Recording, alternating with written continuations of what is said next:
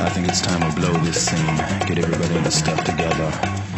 Okay, 3, 2, 1, let's jam.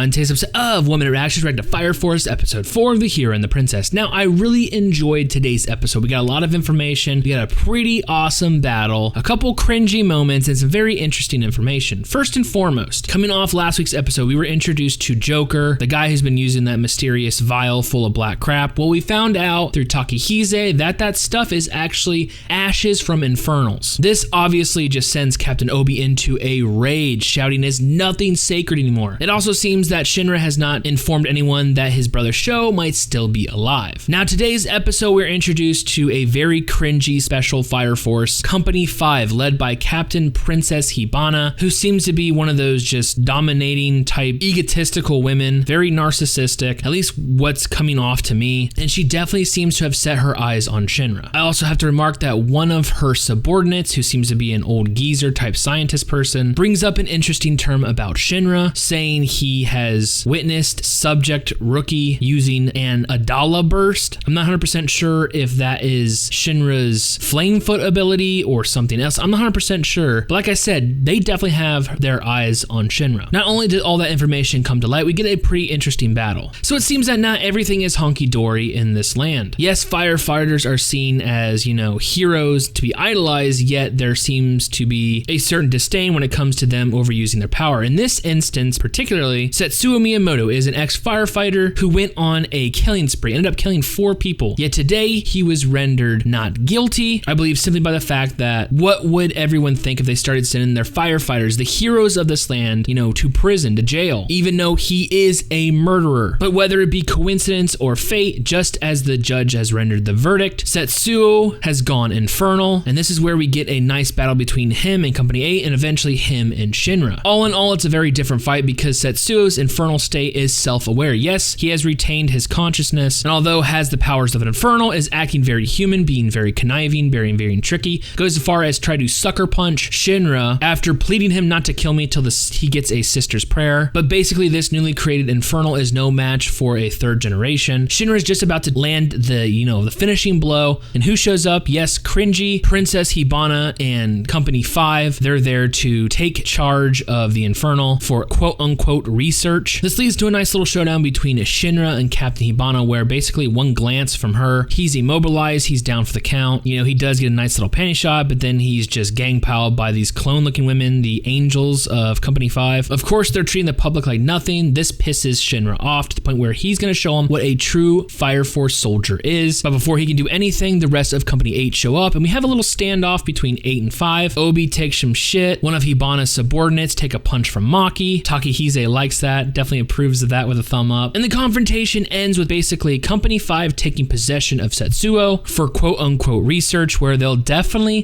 thumbs up. They'll share that information. This episode is basically there to show you how true the end of episode 3 is. They need some kind of, internal affairs when it comes to these special fire force companies. The captain of Company 1 seems to be hiding crap. Princess Hibana definitely is hiding something. I mean, there just seems to be something going on in these fire force agencies. They just, we definitely need to start investigating. Like I said, I really enjoyed this episode. We got some information, we got some action, we got some new characters, and if you didn't think that 1-2-1-2 combo with Shinra and Arthur hitting Setsuo right in front of the court was amazing, you're crazy. And with all that being said, I cannot wait for future episodes.